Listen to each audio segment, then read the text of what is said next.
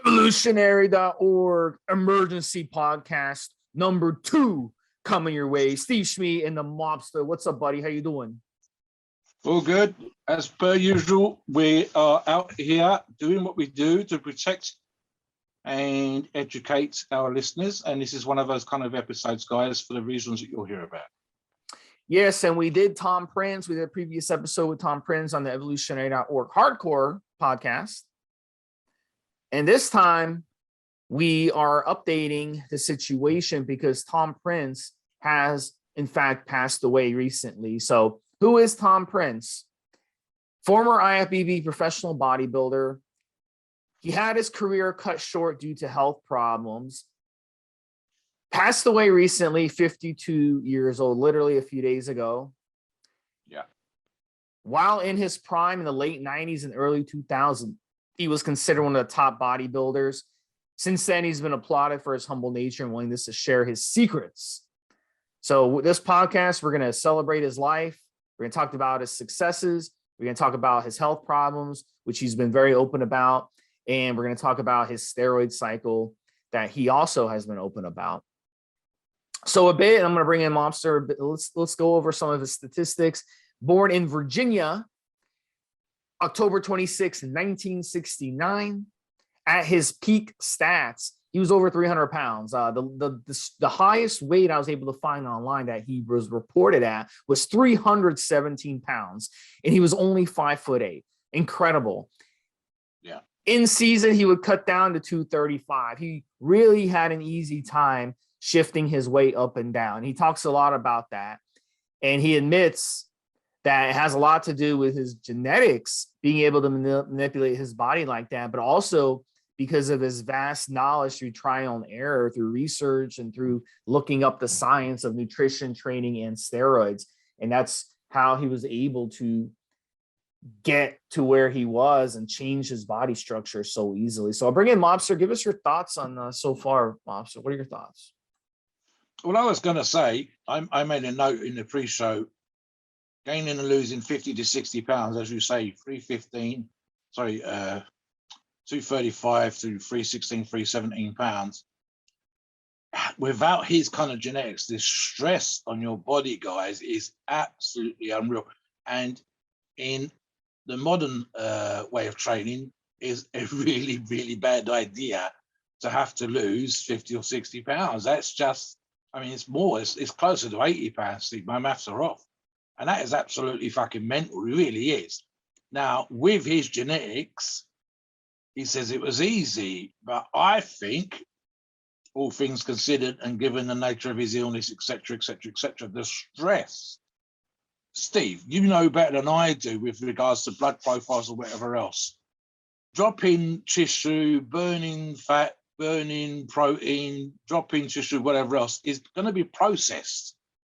You know, you don't just stand there and it goes from, you know, your muscles and comes out your ass. It just doesn't work like that. It has to be processed. It has to be broken down into amino acids and then turned into urea and excreted in your poo and whatever else. So, I mean, he says easy with his genetics, and no doubt the ability to gain that much muscle was easy.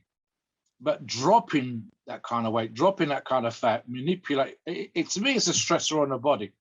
And given the knowledge that we now have by his own admission and with the information that he's provided, I would suggest it was a really bad idea. The fact that he was able to do it easily is not necessarily a good thing. And for most of us who do not possess Tom Prince's kind of genetics, it would be a really, really bad idea. I mean, quite simply, guys, 20 pounds. 20 pounds, if you, maybe less, if you're Tom Prince's height, would be okay. You know, off season, a little bit of extra fat, cushions the joints, you can move some more weights around, you can add new meat to the bones, you can put more muscle on, it's fine. But 80 pounds or close to 80 pounds, Steve, it has to stress the body, has to. Yeah, it really does. And it puts a lot of pressure on the body, and it stresses the body, whatever you want to call, whatever term you want to use. And it really makes your organs work very, very hard in the process.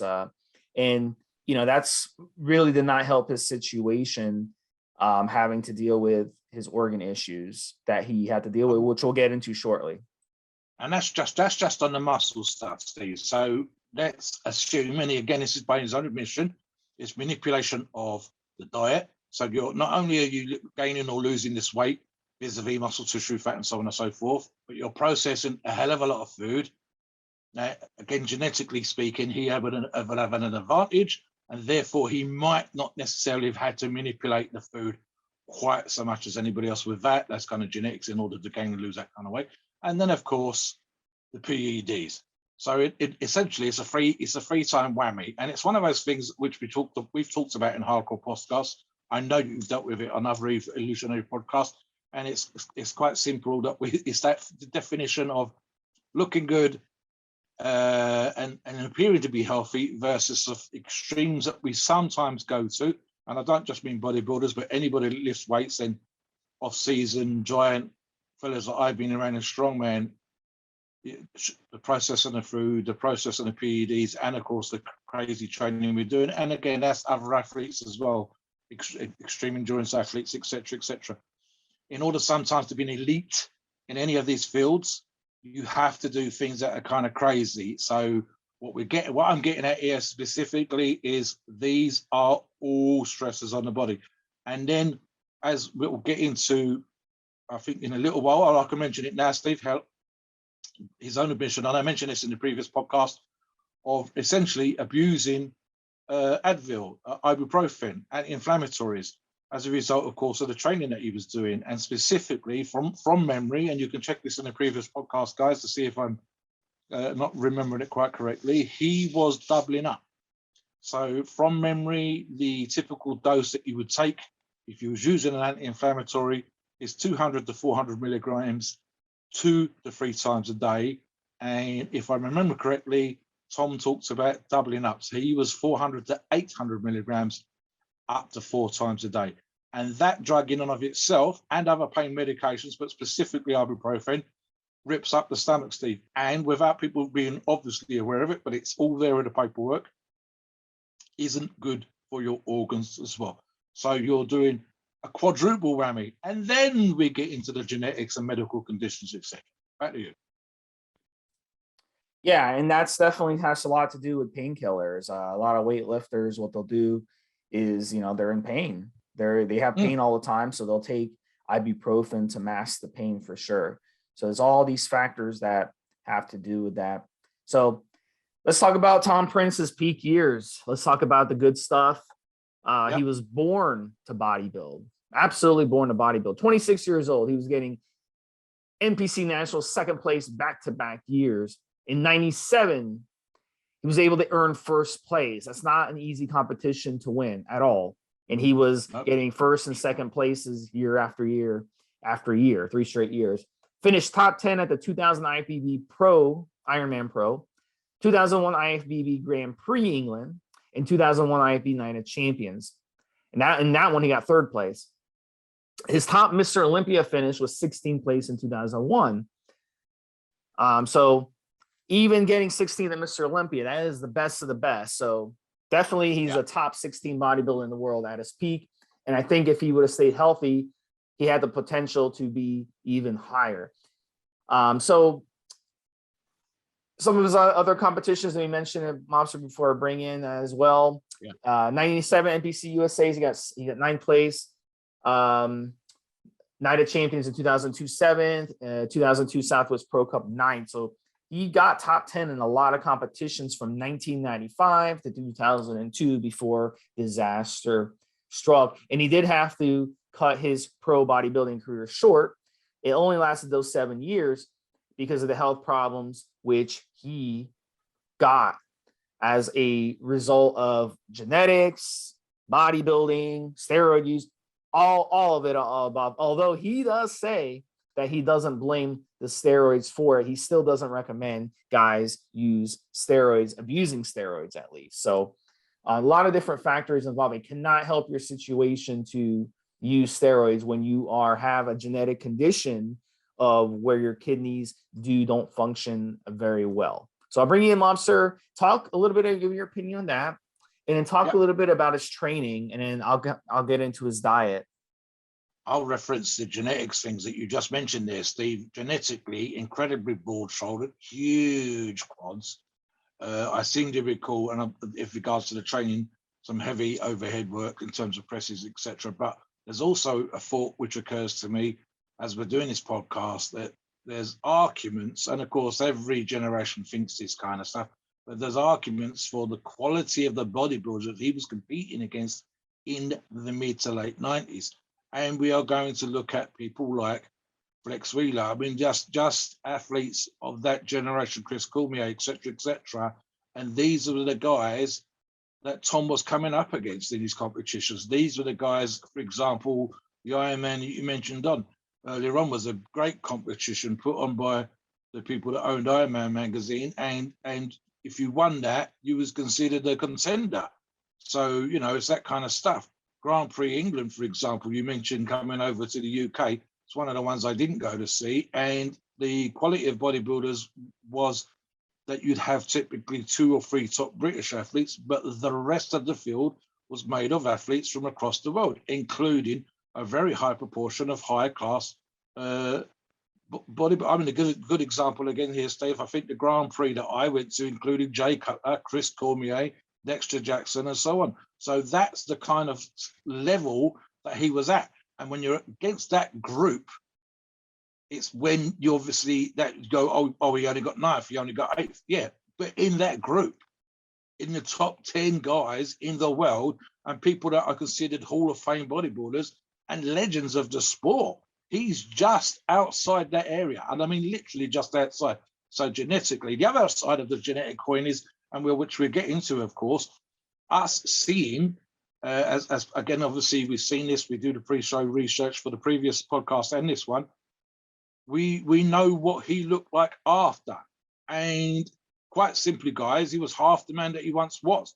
Well, that gives you an indication of just how much tissue he'd added to his skeleton, and he put on to be the size that he was. In other words, underneath all that muscle was a small frame. Underneath all that muscle was a kind of small guy. So his ability to add muscles in that frame is extraordinary. And that goes over and above anything else we could talk about with regards to training and performance enhancing drugs. It just proves to you. A good example here, Steve, is for myself, and I've used this with other people. If you've been training a very, very long time and you stop for an injury or something like that, you don't shrink down to this the way that you started. I'm 18 years of age, 175 pounds versus what I am now. The last time I had a long-term injury that took me 2 to 3 months to recover from, I lost 10 pounds. I did not go back to 175 pounds. Tom, as you know, Steve, looked completely different, like his smaller, skinnier, younger brother when he finished. And that wasn't just a result of the medical issues and change of lifestyle, etc., which of course play a role, but literally the genetic advantage being able to put on and then remove that much muscle tissue, that much size, etc. So genetically, a fantastically advantaged athlete, to say the least. Training, this is one of the things that we mentioned in the previous podcast, Steve. So I think I recall, as I say, some very good overhead numbers, which would explain those absolutely massive delts. But I also recall that I think some of that was the issue that required him to take painkillers because of the pounding of the joints he was getting through. I mean, I know this myself as an older athlete with the shoulder pains for myself. And to a lesser degree, we see athletes on our forums talking about elbow tendonitis and so on and so forth. And that's from overuse, but that's from all the tricep work, all the bench work, and to a lesser degree, all the pulling, all the rowing that you guys are doing. Pretty much every movement you're doing it through the elbow. And this is a problem. The problem also for Tom, and it's something that he's mentioned, and which we're going to refer to, is said he didn't like the traveling and he didn't like the competitions as much as he liked to train in the gym. I think he was one of those guys, Steve, and you can see this in some of the old photographs and a couple of the videos from those times, that it was one of those blokes, especially, again, of that group that I mentioned earlier on, who would always be seen in the background or, you know, buddying up to the other top 10 guys, top 15 guys at Gold's Gym. In other words, he was a gym hog. He liked to be there. He enjoyed training. He liked to be around the guys that were training and so on and so forth. More, as he says, than I don't travel well, but more than the traveling, the Grand Prix tours are a giant pain in the ass. You can earn some money, and it's an experience, but it's not an easy thing to do. And again, getting into shape for competition. So I can understand that. I think you've referred to the perma bulkers as a terminology before, Steve. I don't think necessarily falls into that particular category as a competing and high level bodybuilder, but certainly someone who liked to be in the gym training versus dieting and getting ready for competition. So, you know, again, guys, one of the words of advice that we would give you is quite simple. We know that some of you love to train. I like to train, but equally, I'm more than well aware of the ability to overtrain and to pound those joints and end up taking painkillers like Tom did and having the other issues that he's had and needing time off to recover. And especially your younger guys, and I mean late teens and newbies, early 20s, etc., who think, right, if 4 days a week's making me big, then 5 days a week will make me bigger. No, 4 days is working, stick with 4 days. Don't add in a day and then find yourself going backwards, and don't add in a day and find yourself getting injuries, etc. And don't add in a day and find yourself needing to do stuff like take painkillers just to do your work. As I understand the endorphin high, but you have to be very, very careful. And again, this may well have been one of those little things, a small factor, even allowing for genetics, that the constant pounding of your joints, taking those painkillers on top of everything else with the medical issue, that literally training in the gym too much, as much as he enjoyed it, might have been a bad idea. There you go, Steve. Yeah, and at the end of the day, look, everyone does this. Everyone at that level does this. Let's just be honest about it. So, you know, this is what you had to do in those days. There wasn't as much, I think, in those days of an example where you can point to someone and say, you know what, look, this is what happens when someone overtrains. This is what happens when someone uses too much steroids, right? But now Even we're learning more and more about this. And I like that Tom was open about it. And in one of our previous podcasts, we got in depth about he didn't want his kids doing bodybuilding. He didn't mind if they bodybuilded, but he didn't want them doing pro bodybuilding because he knows if you do pro bodybuilding, guess what? You're going to abuse your body. And he didn't want he didn't want his kids to abuse his body the way he did. So you have to give him a lot of credit for being open about it and talking about this stuff for sure. So I'm going to jump in here. I'll jump in here very quickly. Yeah. Even Dorian Yates, who'd be probably the best example of around that time of only training 1 to 2 hours, say 4 days a week, even Dorian ignored the signs, hence the injuries that Dorian ended up getting. And he freely admits to that himself. So he was the one that was damaging the quad. He was the one that was damaging the tricep. He was the one that was pulling the bicep because he said by his own example, he said, the stronger I got, the less perhaps I should have done, but I ignored it. And that was, I mean, we refer to in the article here for Tom saying he was a tactician when he comes to training, using trial and error and testing his body's limits, but really it's kind of also it's an ongoing experiment. And Dorian was a great one for writing stuff down in his diaries and then analyzing what was working and wasn't working. And yet Dorian made the mistake of doing stuff and ignoring pain and carrying on hitting stuff ready for a competition. So yeah, I mean, look, you mentioned it just now, Stephen, reference to Tom's children, and I'm going to agree here. It's quite simple, guys, and I said it already. If you're a top level professional athlete, almost regardless of the sport that you're involved in, you are arguably pushing your body to a place that most people never go to. Very few people. I have world records, and that means I have done something that no one else has ever done. It doesn't mean I'm not going to be beatable, that someone else might come along. That happens. Got records like that I've lost. But it means I've gone to a place no one else has ever been to. And what that means, of course, is that the risk factors become incredibly high. Now, if I'm a pro tennis player and I'm using my bat and I'm doing all the tournaments and I'm traveling the world, then I'm essentially, in order to maximize my income at my best years, probably playing too often.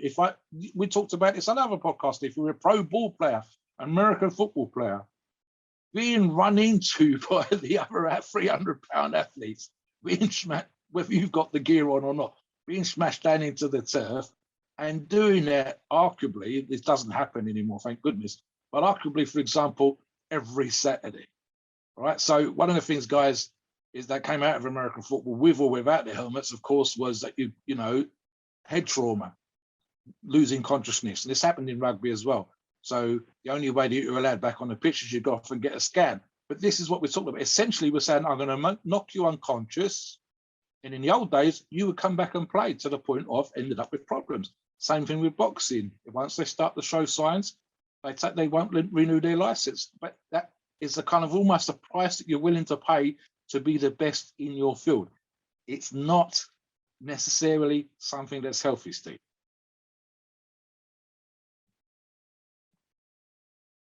Yeah, definitely. So I'll talk a little bit about his diet. One of the things he does in his diet, which I found interesting,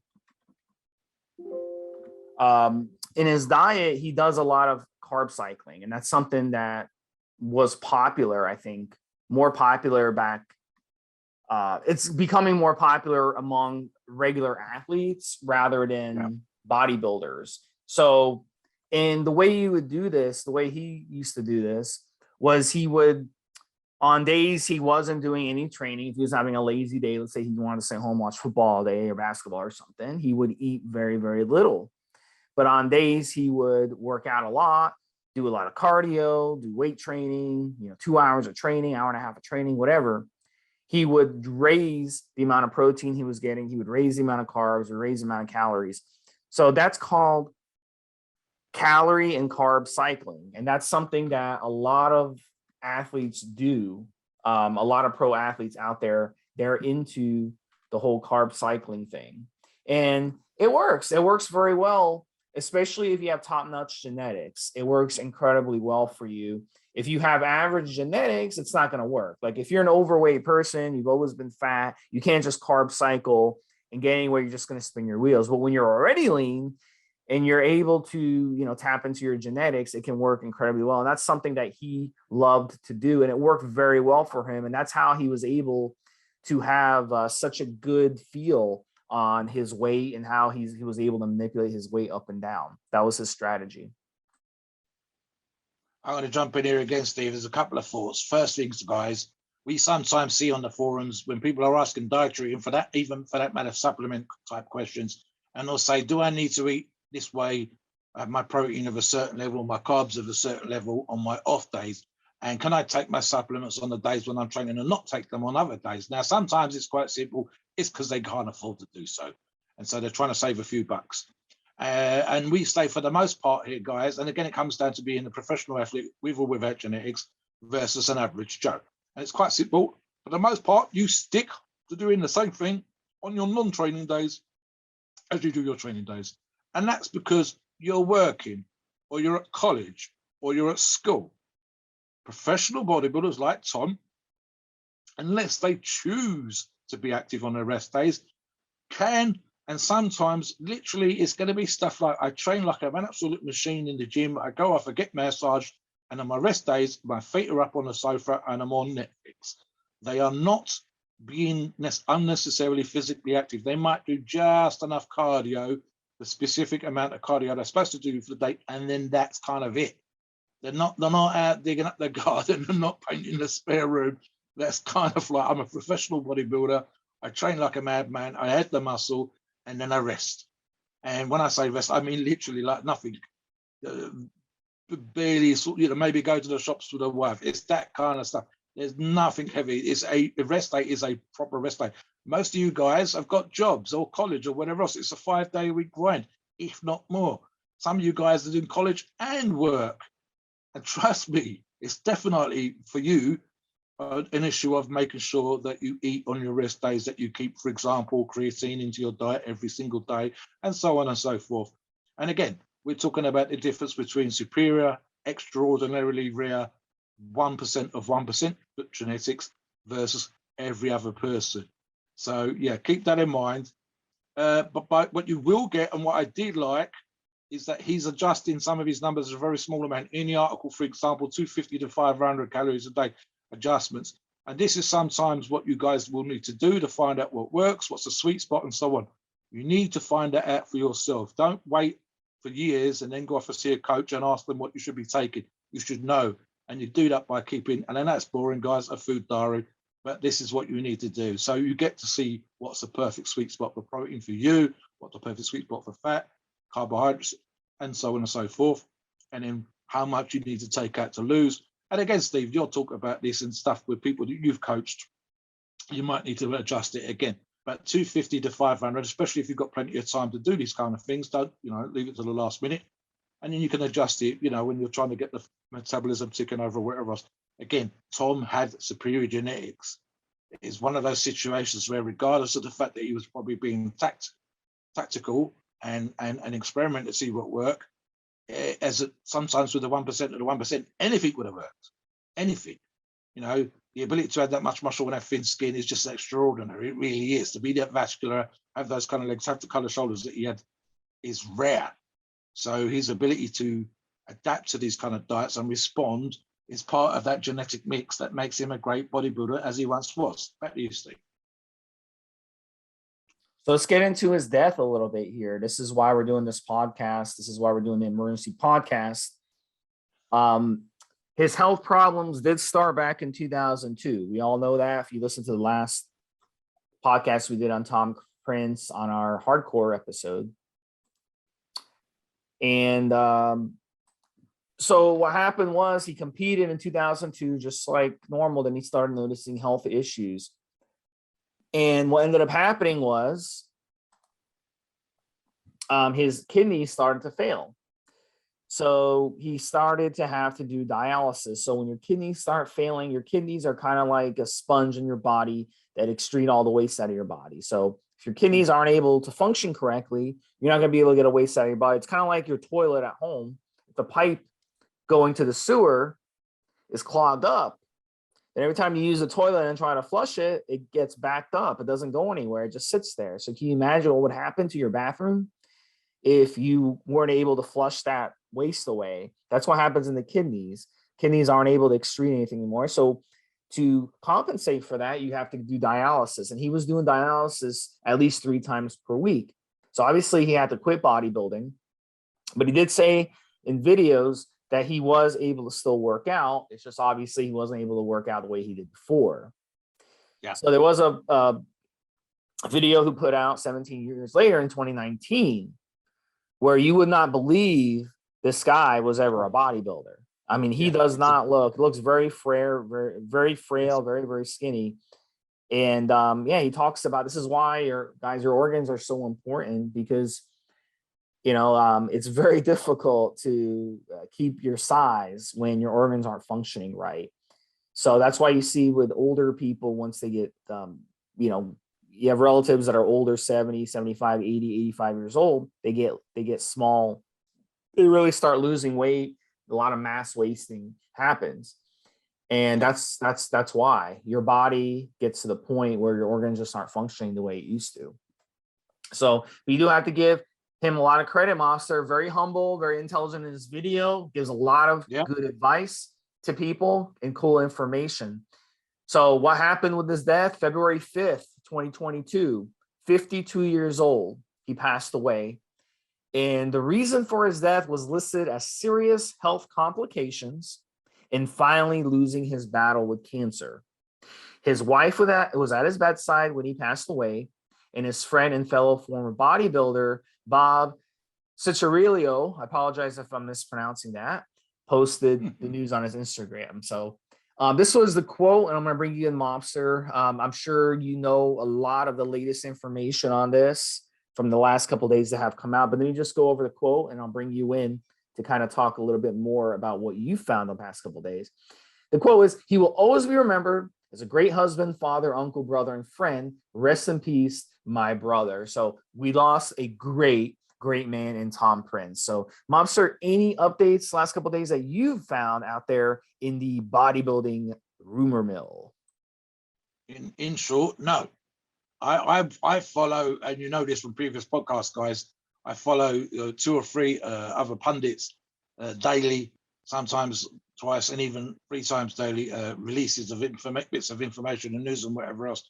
And while everybody, especially Dave Palumbo, RX Muscle, reported on Tom Steff, and much like ourselves, talked about how great a bodybuilder he was. They didn't make much of the reasons for his death. And I think it's one of those kind of, I mean, again, something that you and I referred to previously. First and foremost, medical conditions like this are wearing on the body. They just are. My own brother, for example, who previously abused drugs back in the day, made it to 40. And that was after stopped doing crazy amounts of drugs or whatever he was doing previously. So you go, how does that work? Well, quite simply, guys, to put it into simple terms, you've worn the body out. You've worn your body's ability to do certain particular things and so on and so forth. And that's in my brother's case as a heroin user in the past. So you go, okay, what else? Well, I mean, Steve refers to this in the article quite simply when you talk about the suppression of the immune system, Steve. You go, okay, so it seems sometimes like certain drug users, and specifically drug abusers, seem almost bulletproof. But again, those people are kind of rare, and that's the only reason we notice them is because they're so rare.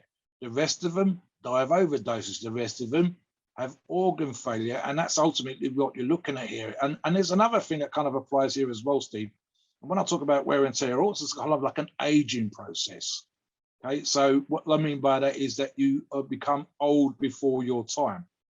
And when Steve says, in reference to the video where we've talked about seeing Tom and him talking about, for example, he started to do the property business that he'd set up with his wife, and he would do that while he was having kidney dialysis. He would sit there and be on the laptop and talking to tenants and so on and so forth and dealing with business, because dialysis can be 4 hours at a time. He was using his time incredibly well. But I think there's also arguably, and I don't know if this necessarily applies to Steve here, and I think it goes back to what I said earlier on, sorry, to Tom here, and I think it goes back to what I said earlier on, and it's quite simply that in certain particular ways, and just using the joints as an example, if you're doing things that stress the joints again and again and again, whether you're a gymnast or a contortionist or doing something in a circus or whatever else, and you have the ability to hyperextend your joints, in other words, what we call double jointed, is a great thing in terms of your gymnastics and your circus career. But in reality, constant stretching of that joint is going to end up damaging the tendons, and you're also putting a joint into a position where wear and tear is going to occur in a place it wouldn't otherwise occur. So that essentially makes you're going to end up with old man joints, old woman joints. And the same thing is going to apply to other processes and parts of your body. So, for example, you and I, Steve, go off and get tested and look younger than our age. So the chronological age, from my son right now as we do this podcast, is 57. They might determine, if I'm incredibly lucky and it's the sun shining in the right direction, that I look in my late 40s, which means my appearance is one of someone under 50. Well, that's great. That's wonderful. But what about my organs? What about my ability to process food? Are there things, for example, just with myself again, I can't eat certain foods now that I could process very easily when I was younger. And I'm not abusing steroids or other drugs or doing crazy things, or in that elite group of bodybuilders that arguably, for example, are stressing their body with extreme diets. Something from school wrestling diet, the guys that used to go and do the dehydration thing in order to drop weight by sitting in a sauna suit and dropping weight. And then we've had blokes that have passed away because they were dehydrated. That's a strain on your kidneys. Doing extreme diets, doing drugs like DMP, all of this stuff is a stressor. So outwardly, you might appear to be 30, but inwardly, your organs, you're getting blood tests and they're coming back with numbers that say you're 50 or 60 or 70. This is the stuff that we'd expect to see if you was an old man, but you're not an old man. I've just double checked your birth certificate. So all of these things is wear and tear. And ultimately, if you're in the position of Tom, medical science is great. It really is great. And Steve makes a point of saying that arguably Tom could have probably passed away 10 or even 15 years ago, but for dialysis. And I would say that this is very, very true. In any other situation, in any other society that doesn't have the medication that we got here, Tom would have been dead a long time ago. So that's just how much of a difference medical science is making, but it also means that his body was not capable of keeping him alive. He would be dead already. And that is just that in itself is a reason. And I want to make a particular point of this, Steve, now and again at the end of the podcast with you coming in, of getting your bloods tested, checking what cholesterol levels what's your hemoglobin like. Let's see what your testosterone levels are like. Let's do all these measures to see actually if you're healthy, or is there something in there you need to take a look at. And 9 times out of 10, guys, it's not because of drugs, although that could be part of it. It's not because of training, which could also be part of it. It's just something you need to change in your lifestyle. Let's talk about the drugs there, Stephen, and I want you to come back at the end of the drugs and talk specifically about blood tests and the reason for doing them. Yeah, and definitely remind me on that. So he talks, you know, I was able to dig up some information on what Prince was actually running ahead of his 2001 Night of Champions competition. So I was able to dig that up. You won't hear about that on any other podcast. So I was able to dig it up myself, and this is right from the horse's mouth. This isn't speculation. This is actually what he said. So let's kind of analyze this a little bit. One of the things he talks about before I kind of, you know, let's talk about some of the things that he did before we get into the specifics. He says that caffeine and ephedrine use were important to him because it kept his body temperature up, as he believed it helped him burn fat and stimulate his metabolism. So he was on a lot of stimulants. I've talked about stimulants in the past, how I'm not a fan of stimulants. I'm not a fan of revving up your heart like that. It puts a lot of pressure. We talked about stress. We talked about the pressure on your heart. You get dizzy, you get, you know, lightheaded, you feel, you know, fatigue when you mess around with your heart like that and you rev it up like that and doing these stimulants. But this is what he depended on to keep his metabolism firing off. And the flip side is, the thing with these stimulants is the more you take, the more you're going to have to take to get that effect, because eventually your body will adjust. So really, over the long term, it does the opposite. It's actually slowing your metabolism down, if that makes sense, unless you just stay on them. So if you were to abuse these stimulants and then stop using them, expect the opposite to occur, except your metabolism is slow way back down. That's the thing with DMP. DMP does the same thing. People who use DMP, they may lose a lot of fat when you're using DMP, but when they come off DMP, you have the opposite effect, because DMP actually causes your body metabolism to slow down. And then when you do come off the DMP, that DMP isn't in your system anymore to work its magic. So you get that rebound effect, that negative rebound effect. So I'm not a fan of stimulants, but guys, especially in those days, they messed around with stimulants a lot and they got really hooked on them. Another thing that he would do is he would raise the dose of steroids going into his show, because he believed that the leaner you get, the more steroids you should use to counteract the muscle loss. So this is interesting that he would do that. So he would start at a lower level, then pyramid the steroids higher and higher. So that kind of lends credence when you see people say, well, you know, I pyramid my steroids up and down. This kind of lends credence to that a little bit, because that was basically something that it makes sense. It makes sense in theory. But as a normal Joe, it really doesn't make much sense. But in his case, it makes sense because he's cutting into his competition. He's cutting down so quickly that he doesn't want to lose the muscle. He wants to keep his muscle, but cut down as much fat as he can in a short amount of time. It's all about timing. So it makes sense in that regard. Yeah, Mobster, chime in on your thoughts on that one. Just on that particular thought process, and I can understand the logic of trying to retain the muscle tissue that you've been working very hard all year for, while losing as much fat and getting as lean and in shape as possible. But arguably, we're back to that health aspect again, right? And again, guys, we understand. You know, we've used performance enhancing drugs. We know why we use them. We know why you use them. We get it. But again, I said before, it's been said by professional bodies. It's been said by a bunch of other pundits, and we've said it. If you're dieting down for a competition, the visual is of health. How you look is of health. But in reality, you're trying to keep muscle tissue while losing fat, and you're trying to look kind of outer worldly, you're trying to look kind of crazy. So the argument then becomes that you are unhealthy. And we've talked about this in previous hardcore podcasts. We don't bullshit you.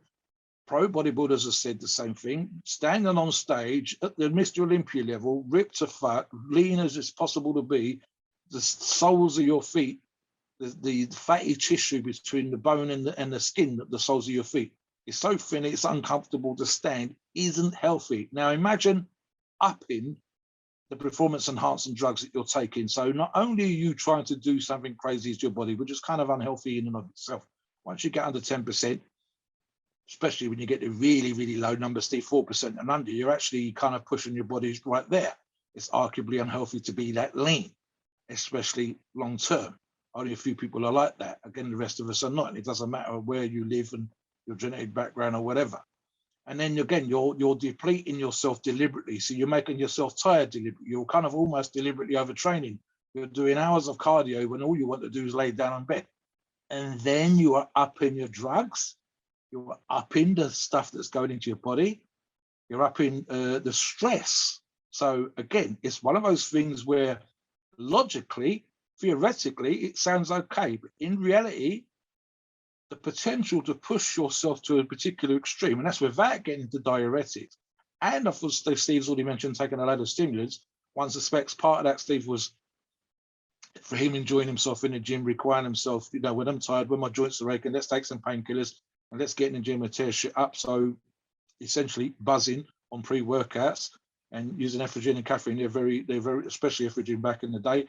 What's not mentioned on that particular list, and I don't think Tom was necessarily a person that used it, but he has mentioned it, and that is a Nubain was a big deal at that time as well. So you do it all this kind of crazy fucked up stuff when you are arguably the least healthy that is possible to be for you, sort of, smashing yourself in the bollocks with the back of your hand.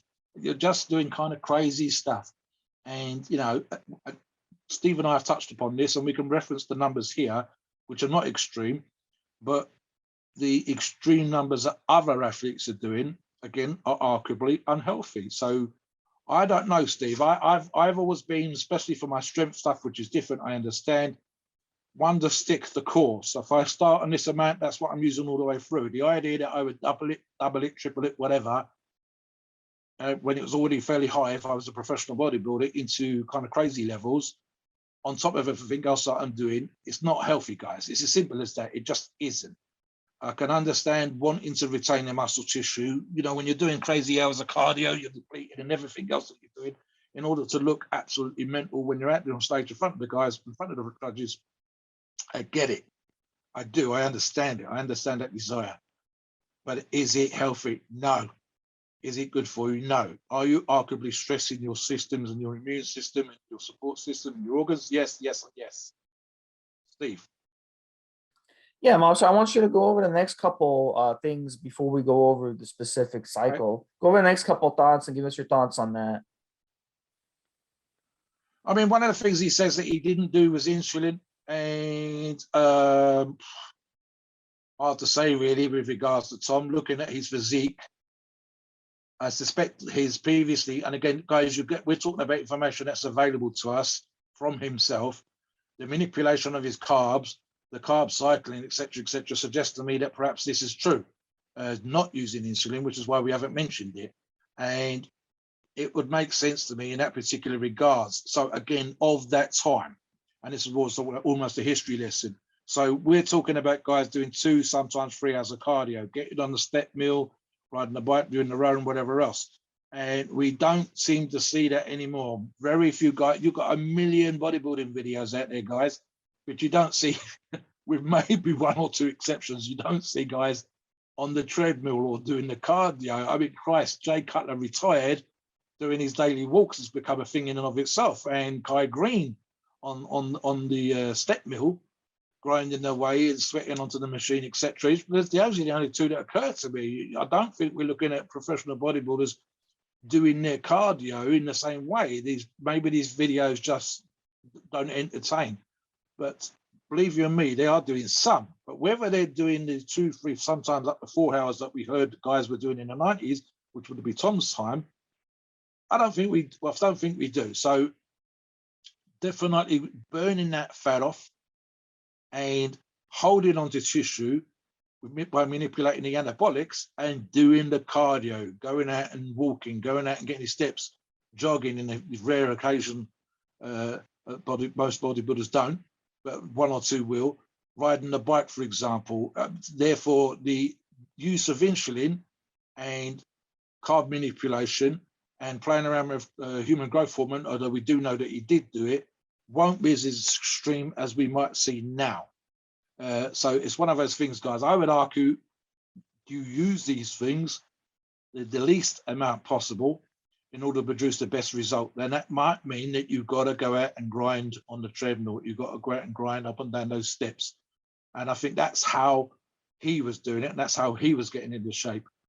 There's a reference here, tried it one time and didn't like it. And I think that also seems to recall something that Dorian Yates has said as well. That was something that he tried and that his body didn't respond well to. I think what we might see with a lot of guys now, Steve, is it's a kind of almost a given. Oh, I'm a professional bodybuilder, I've got to use insulin. Whereas if a Mr. Olympia or someone with a physique like Tom said, actually, no, we tried it and it didn't work for us and we just felt awful, or we bounced back, or as you referenced with the DMP earlier on, which we know I've talked about in previous podcasts, then that's not a good thing. It's great you drop in 20 pounds, but it means nothing if you don't look good on stage, and it means nothing if you look worse after, and then have to fight even harder to lose the weight. So these things, to me, where we can take some solace and some advice from Tom, in that he's tried this stuff, realized it wasn't for him, threw it away. Did not take it just because everybody else was taking it. Did not use it just because it almost became a given that you had to use it. And that's something else that sometimes we will see. I think there's something interesting here, Steve, in regards to any of this stuff. I don't recall Tom being one of those people that's coached, and something that we sometimes see now with professional bodybuilders, and for those that can afford to use a coach, non-professional bodybuilders, and that's almost giving up of responsibility for your own experience, your own advice, your own knowledge of your body to a coach for them to kind of experiment on. And it's kind of silly. You ought to know some of the stuff when you go to see the coach so you can inform the coach. And Tom of that time wouldn't have been really coached to the best of my knowledge. So he was learning very much for himself what worked for himself. And as I say, specifically, insulin was one of those drugs that he tried, didn't like it, and felt that he wasn't going to get anything out of, Steve. All right, so there's a few more points that he mentioned. I'm going to go through them, and then we're going to kind of back and forth, talk about the cycle specifically. So one of the things he believed in is fewer compounds he used, the more control he had over his body. And his favorites were testosterone and deca, and those were big back in those days. People back in those days loved to use deca. Deca was really low side effects, and it's a great start. You talk to anybody who's mobster's age or older in the gym, they'll say, I fucking love deca. You talk to younger guys and they're like, oh my God, deca will ruin my dick. Deca will blow me up. I love deca. Deca's one of my favorites. Yeah. So, I mean, it's amazing the bullshit bro science that's out there where people actually think that deca is so bad for you. And it really isn't. It's one of the most mild steroids out there, and guys loved using it in those days. I just think that nowadays they just don't use deca and they rather use trenbolone. I think that's what it is. But don't let anyone scare you away from deca if you haven't tried it yet. It's a great steroid. Another thing he mentioned, which I thought was interesting, is to him, equipoise and deca did the same thing. So he much preferred to stop with deca. And the reason he stopped using trenbolone around this time was because he couldn't find high quality stuff. So and that's true because trenbolone was pharmacy grade back in the 90s. You could buy actual pharma grade, human grade trenbolone, and then they stopped manufacturing it. And so his tip with that was always get high quality steroids, never use cheap gear. And I think around that time, around the 2000s, there was a transition away from the availability of pharma grade gear versus just the underground bathtub gear, especially in the United States. I don't know if it's the same case in Britain, but in the United States, I think due to the steroid laws back in late 80s, early 90s, once the steroid laws really started clamping down, then pharmacy grade kind of started to disappear. And then one more point, Mobster, and I'll let you kind of comment. He says that he stopped all steroids 2 weeks before the contest because it helped him lose water weight and he looked the best that way. And that's funny because that's actually, in some situations, I recommend that to my clients that I work with one-on-one, and they look at me like I'm crazy, but it really does work. I know for me, let's say I'm running a Trenbolone cycle. I don't look the best when I'm on the Trenbolone. I look the best after I stop the Trenbolone and I wait like 2 or 3 weeks. And that's because of all the inflammation that the steroids are putting in your body.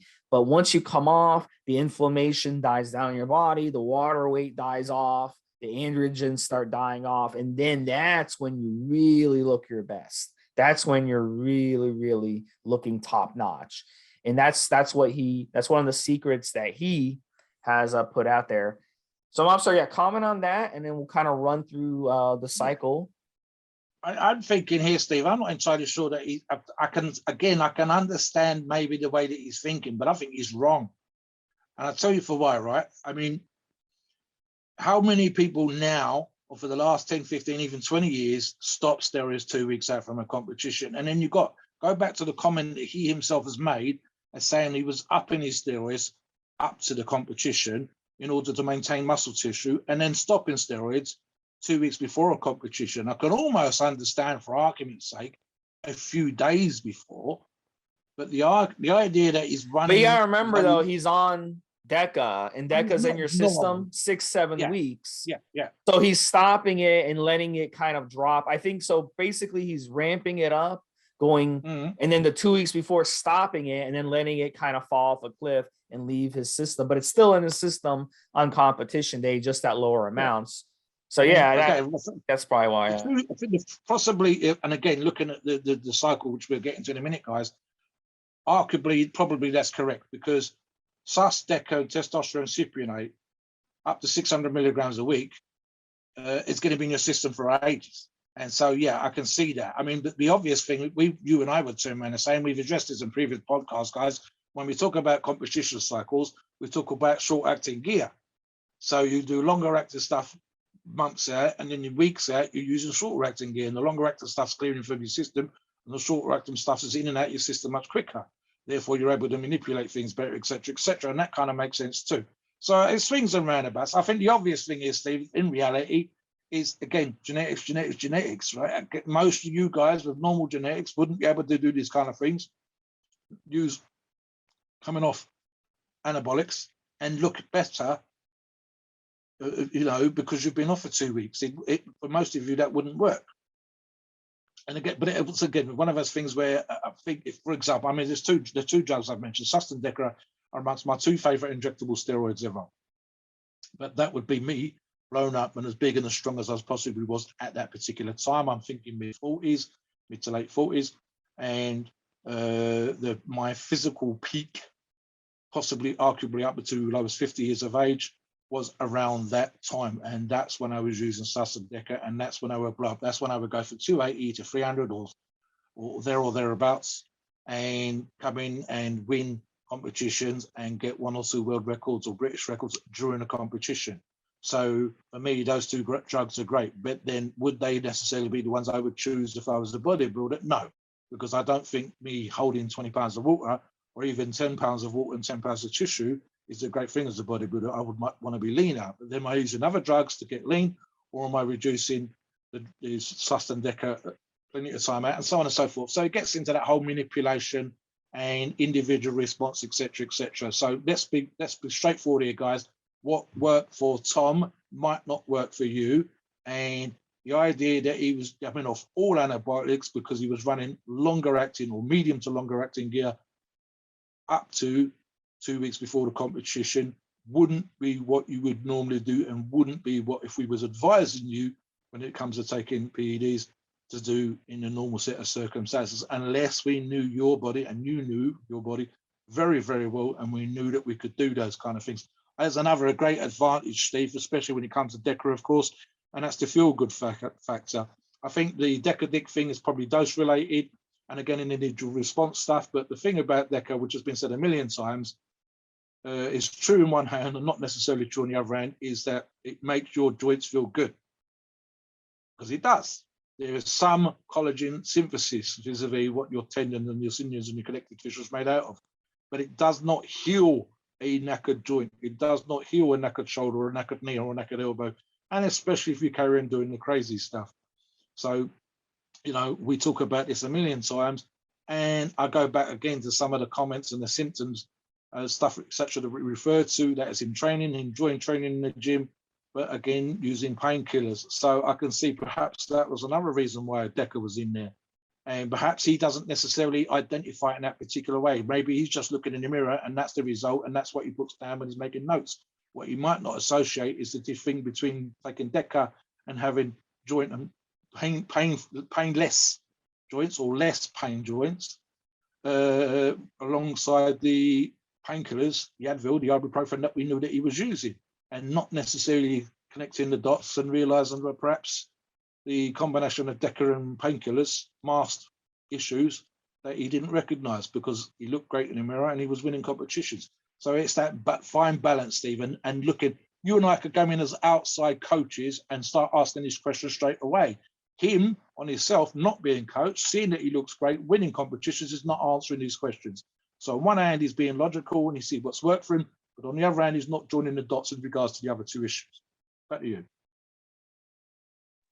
All right, guys, so we're almost done with this, but let's dumb down what he was going through here. So This is the actual list. HGH, 4 IUs up to 6 IUs. Notice today, guys are running a lot more. If you're running a lot more, you're going to need insulin because your blood sugar is going to get too fucking high. So you're going to have to take the insulin and drop it down to give you that nutrition partitioning effect to take advantage of all that HGH that you're spending money on. In his case, he wasn't using crazy amounts, 4 to 6 IUs.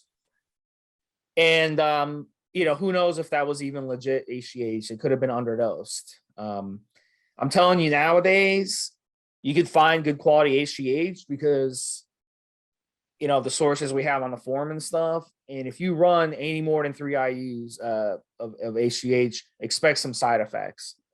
So, I mean, in his day, maybe he wasn't getting good access to HGH. I have no clue. It's possible, just depends on who his source was.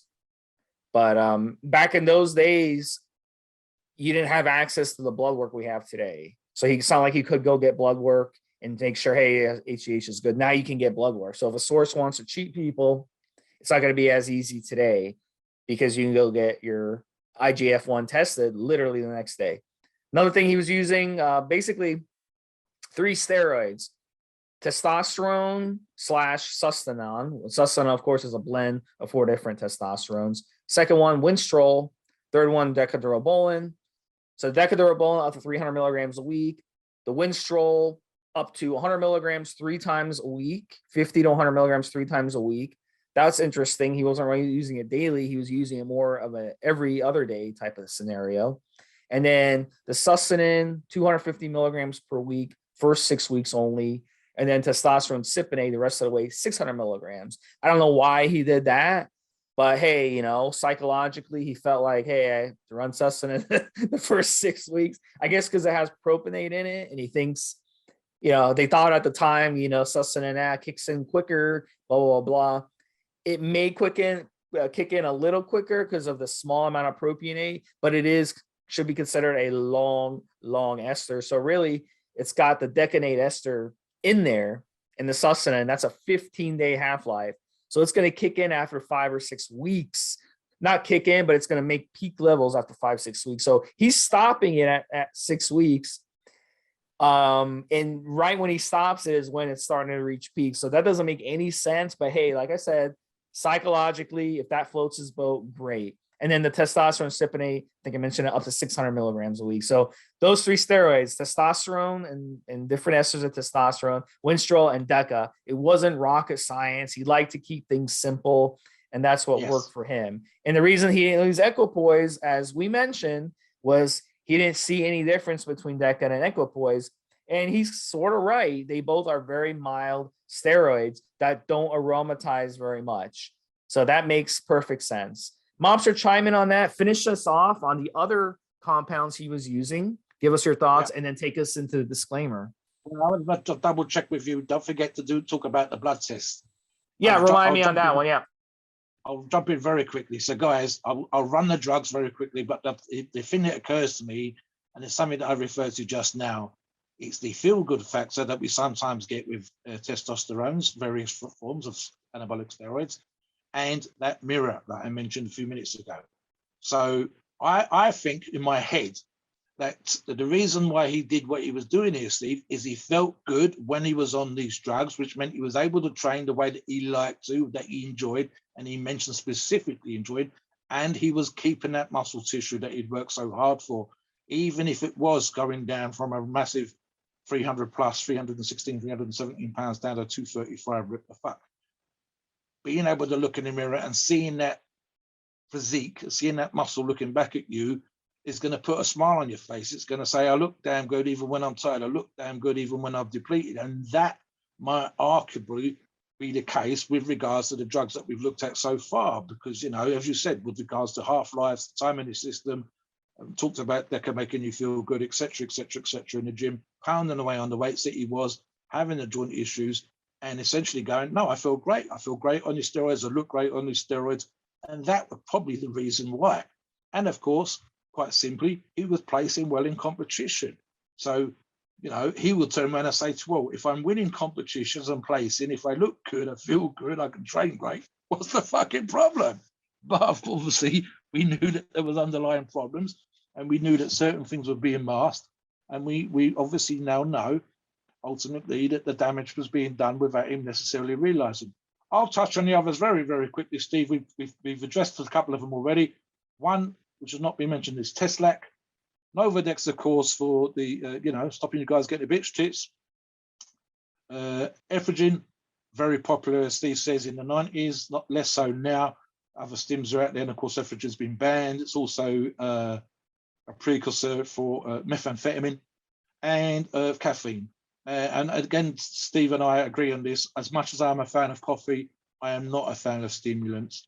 And again, I'm thinking, although it was popular and fashionable, shall we say, for the time, these are also drugs that would have upped him and got him in the mood and give him the sense of energy that would have allowed him to do the stuff that he was doing in the gym, pounding away on the weights and so on and so forth. So it's one of those things, along with the painkillers, masking agent in the case of the painkiller, and an energy agents in the case of the last two, that's going to enable you to go to the gym and absolutely tear shit up. Talk about the value of blood tests, Steve. You're the blood test expert, and I think in reference to Tom and Tom's death, Tom's illnesses, etc., and the health value of getting blood tests for our listeners. Before I do the disclaimer, if you guys get your blood work done on cycle, you'll notice a lot of things are off, and that's pretty normal on cycle. But that's why we come off steroids. We got to give our bodies a break, right? So if you come off steroids for a certain amount of time, I would hope you'd want to come off for at least a few months, right? And your blood work doesn't normalize, then you've got issues, you know? Yes. So when you're on cycle, blood, urine, you got nitrogen, BUN, your creatinine levels, those are tied into the kidneys. Then you have AST, ALT, those are tied into liver for the most part. And those numbers tend to go sky high on cycle. Red blood cell count tends to go up sky high. That's tied into your heart health. So we have a tendency in today's bodybuilding and to get blood work done and say, it's normal. It's normal for my BUN to be high. It's normal for my creatinine to be high. It's normal for my AST, ALT to be high. It's normal for my red blood cell count to be high. And it's not. It's not. So you're straining your organs when you're doing that. So it's very important to never go into a cycle when these numbers are sky high. It might boil down to having to, if you want to stay healthy, it might boil down to losing some size. Carrying around a lot of size is going to strain your kidneys. That's just a fact. Eating tons of protein is going to strain your kidneys. That's just the fact. You may have to try for a couple weeks or a month, just eating fruits and vegetables and having some fish and some chicken breast here and there for a month. Try that. And then I bet you that your kidney numbers will improve. So I mean, these are things that you guys have to do a better job of taking care of your organs, because what ends up happening is if your organs aren't functioning well, you're not going to be able to reach your fitness goals in the first place. So it's definitely tough, because if you're a pro bodybuilder, you're having to abuse steroids, and you're going to shorten your life for sure. You don't see pro bodybuilders that live very long for a reason, but you see guys like Arnold who are living very long because later on in life, they've taken care of themselves. They've eaten their fruits and vegetables. They've done the fasting. They've stayed away from abusing steroids. They've stayed away from hammering their body into the dirt, and they're still alive and well. But then the other bodybuilders who hammer their bodies nonstop, they're the ones that die. They die early. They die early. They shorten their life. So, Mobster, finish up, buddy, and take us to the disclaimer. I'll give you a quick example, Steve. We sometimes see on the forums guys that have been to the doctors, had a blood test, had gone for their regular medical checkup, and they'll come back with something like, my cholesterol numbers are off. But they don't mention what medication they're on. And we know it's specifically referring to the US, but to some lesser degree here in the UK, that the amount of medication people are on seems to be getting bigger and bigger all the time. And so you go, oh, well, I'm training in the gym and I'm taking my creatine and my vitamins. Guys, you're not mentioning the other drugs that you take, the anxiety drugs that you're on, the other medication that you're on, if you're on blood thinners and so on. You don't mention if you're 40 or 50 or 60 pounds overweight and it's all fat. You're not telling us if you never go out and do any exercises or whatever else. So 9 times out of 10, my response is, change your diet. Your doctor's telling you to make a change and you're coming on asking, is there a supplement I can take?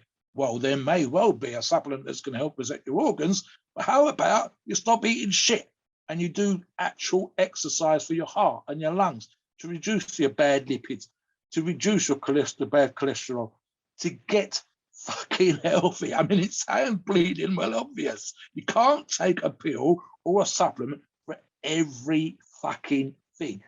The perverse part of that conversation, of course, is that you have had a test. Your blood has been tested by your doctor. It might be your regular medical checkup. It might be done for insurance purposes. It might come as a result of some other thing that you had to go to hospital for. But here's the thing. You can't fix it all the time with a pill. You need to eat better. You need to do healthy exercise. You might need to take a week off training. And another quick one for you guys, especially when it comes to the blood test.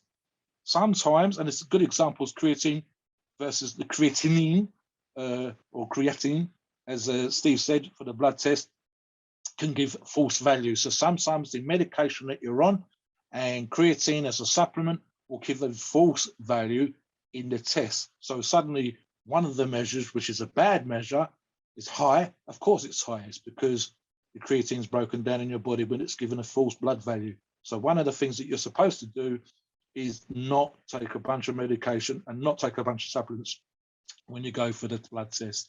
That might mean 4 or 5 days off of those products, so that when you do go for a blood test, it gives a truer picture of what's going on. And then, like I said, address it properly, fix it. And that is quite something as simple as you making lifestyle changes. It doesn't mean you can keep on eating pizza. You can never do any cardio.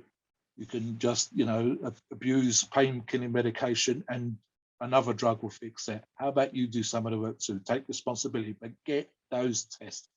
Right, guys, as always, please note, we are not doctors and the opinions in these podcasts are ours and ours alone. It is our view and based on our experience and views on the topic. Our podcast of informational purposes and entertainment only. The freedom of speech and the First Amendment applies.